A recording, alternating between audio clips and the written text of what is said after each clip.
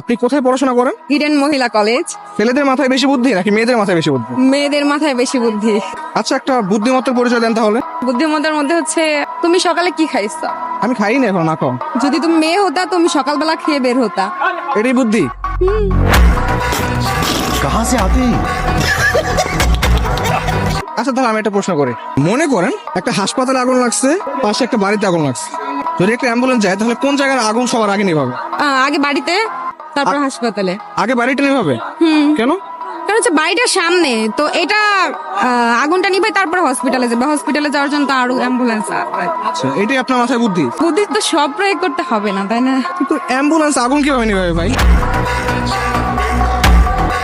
Ambulance বলছো, আমি ভাবছি ফায়ার সার্ভিস।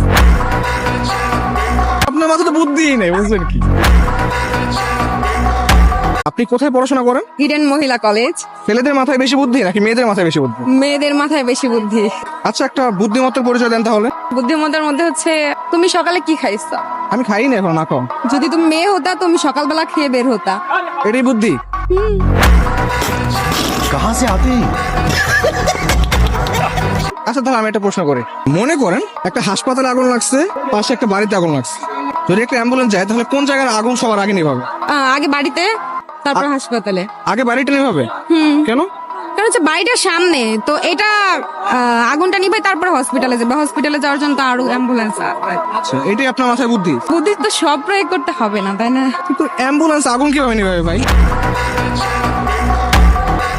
অ্যাম্বুলেন্স বলছো, আমি ভাবছি ফায়ার সার্ভিস। আপনার মাথায় তো বুদ্ধিই নেই, বুঝলেন কি?